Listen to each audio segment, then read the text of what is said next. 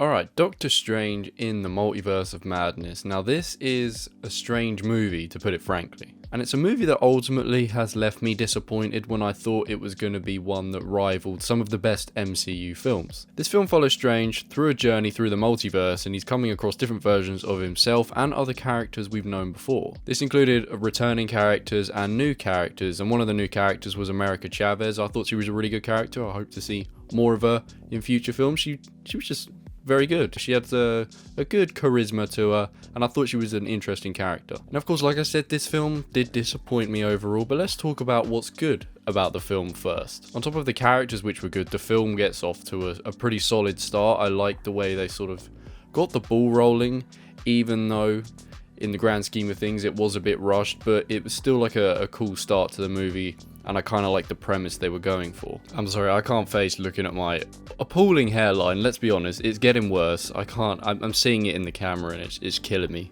hence the hat. Regardless, I like the path this movie took us down, with strong build-up matched with the traversal to different universes and new threats. The soundtrack from Danny Elfman, who of course worked with Sam Raimi before, was a really good soundtrack, and then I really like Sam Raimi's sort of twist that he put on this movie. It had a very unique feel and identity to it, and I like the horror elements that he implemented, which he's very famous for. Raimi had this film feeling very unique and different to other MCU installments, and on top of that, it actually had some surprising twists at times, and I thought the humour was good in this movie. With Marvel movies, it can sometimes be a bit hit or miss, but I thought the jokes actually pretty much landed here. But in regards to the dialogue, there are some questionable lines, and there are just some questionable sequences in general that are hard to take serious when in fact they are meant to be serious, because they're taking place in quite a serious scene. And this was just one of the problems in a film that wasn't lacking for problems. Another problem is the runtime. It's far too short, and it just makes the film overall feel rushed, because it feels like they just had to rush it. It's like they were trying to squeeze it, of course, into this 2-hour runtime, so they really had to just get things moving, and they couldn't really take a minute to breathe. This film needed to be at least 45 minutes longer, and whilst everything made sense, it needed to be spaced out and drawn out and just take its time. It just definitely needed to be longer. Why it's only 2 hours long is a mystery, and it definitely feels like it had cuts, and I can't understand why they would feel the need to make cuts to a movie like this. Like, this is a huge blockbuster MCU film. Surely they could have it, a fairly long. Like, this should be at least a 2-hour 45, at least 2.5 hours, but I think this should be a 2-hour 45 film. It's hard to explain more issues without delving into spoilers, but to be honest, I think half the elements of this movie were awesome, which was sort of the Sam Raimi style, and then half weren't. It had some glaring issues, but then it had a great group of characters, and a pretty solid story. But like I said, it was all too quick. Nothing was really explained or fleshed out or left to simmer, and even like the first end credit scene felt rushed. It just felt like it was just trying to set up something else. It doesn't really feel like they were pacing themselves at any point. I'm kind of at a crossroads right now. I really wanted to like this movie, and when the trailer first came out for this just after No Way Home, I thought this was going to be an insane movie and maybe be as good as No Way Home, if not better, but unfortunately it just hasn't panned out like that. I do like Raimi's style on it. This film definitely felt different. Like I said, it had its own identity, but the film itself has some real major problems, and that's just down to, I'm not sure if that's the studio involvement. Something's gone wrong here behind the scenes, because it's not panned out how it should have. The score may change in future, maybe when I've sat on it for a bit longer and seen it some more times, but right now I'm feeling between a 6.5 and a 7. It's not very good, I'm afraid. It's fine, it's good, it's got some very cool moments, but as a whole it's a bit of a mess, and this is something I could see rewatching occasionally on the rewatchability rating. I feel like it is one that should be worth coming back to when you do a Marvel binge through, but it's definitely not the strongest. Alright, let's talk spoilers.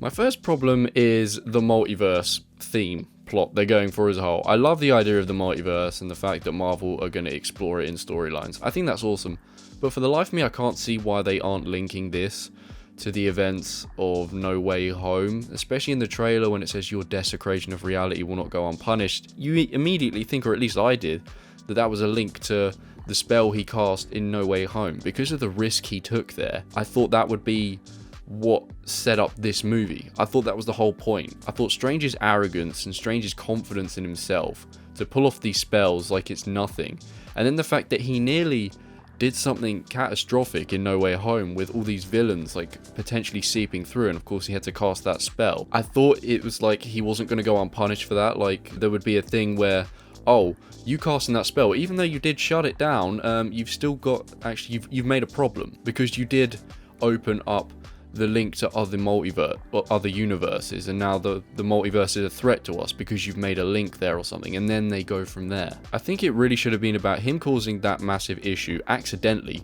in No Way Home, and then he's trying to fix it here with the help of Wanda because she's very powerful, but then she learns of the multiverse and uses it as a way of getting back to her kids, turning her against Strange. I think that would have made more sense. I think that would have worked for her character arc. I think it would have worked for the film as a whole in terms of setting up this story. I just think it would have been much more coherent than Wanda is evil now. I know we got WandaVision and that sort of showed why she, you know, has ended up like this, but it was still felt a bit sudden because for most of WandaVision she was just sort of like sad and lost and desperate, and now she's just pure evil, killing like people and stuff. I don't know, it felt like a bit of a quick switch. I think there needed to be a little more push and motivation, especially in this film, to show that. Her evil ways really felt like they came out of left field, and if she was struggling with losing her kids but not fully evil yet, and then the prospect of the multiverse gave her ideas and finally pushed her to being evil, I'd say yes, that's character development. That makes sense to her and this story as a whole, and the plot, it would all make sense. Evil Wanda was really awesome though. I did like Evil Wanda, I just think, like I said, there should have been more build up to it, but Evil Wanda was amazing. It was so cool. The way she just destroyed the Illuminati was brutal, and I kind of just loved that whole segment, and seeing the Illuminati was cool as well, even if Xavier's chair was just stupid as hell. Looks like he's sitting in a Camaro or something, I don't know. Strange's encounters with the other Strangers were neat as well. His musical battle with the Strange at the end was very odd. I didn't quite understand that. And the third eye left questions when reappearing on our version of Strange at the end. Wanda's change of heart at the end also felt sudden, just like her turn to evil, and I highly doubt she's dead because we didn't even see her body. I'm sure she's fine. I'm sure she'll return at a later date, but they've just got to decide how she's going to come back after all the evil she's just done. I think they've kind of created some problems for themselves here. Strange getting the eye at the end, I'm assuming means the dark magic has affected him, but then the end credit scene basically shows he's fine after that, and then Charlize Theron shows up. I don't know. Apparently she's a student of Strange in another universe, and she eventually becomes the Sorcerer Supreme or something. So, and she's here because apparently another incursion is happening, and I guess this incursion is occurring on Strange's Earth, possibly, or it's going to affect his Earth. I'm not really sure. It's a bit of a mess. I definitely felt the next step for the MCU was this multiversal thing, ever since it was introduced in the first Doctor Strange film. And then it really sort of started being emphasized more in Loki season 1. But then there's been no link between Loki, No Way Home, and Doctor Strange in the Multiverse of Madness. Just standalone stories that I think should be linking with each other to set up the next threat, unless they are linking in like really subtle ways and I'm not noticing. But I think there should be like a clear-cut sort of story going along here. The trailer definitely gave me very different vibes and expectations for this film when I initially saw it, and I was really excited for those, you know, months after the trailer came out. But reviews recently coming out and then me watching for myself has turned it into, it's a much different experience than what people were expecting, I think. This is one I need to sit on and see again at some point. To me, the story itself could have been better, but even so, this story that they settled on appears cut and rushed in its final form. And a better execution to flesh things out and just pace this whole story better would have been very beneficial to the story and the film, and I just think they had a missed opportunity here because this film had the potential to be really good, especially with Sam Raimi's style on it. I'm not really sure who's to blame here. Is it Sam Raimi? Is it the writers? Is it the studio getting involved, you know, trying to like cut the film down? I'm not really sure, but I just don't think it's made for a coherent story. I don't know. I'm a bit lost here, but it's a disappointment, I'm afraid.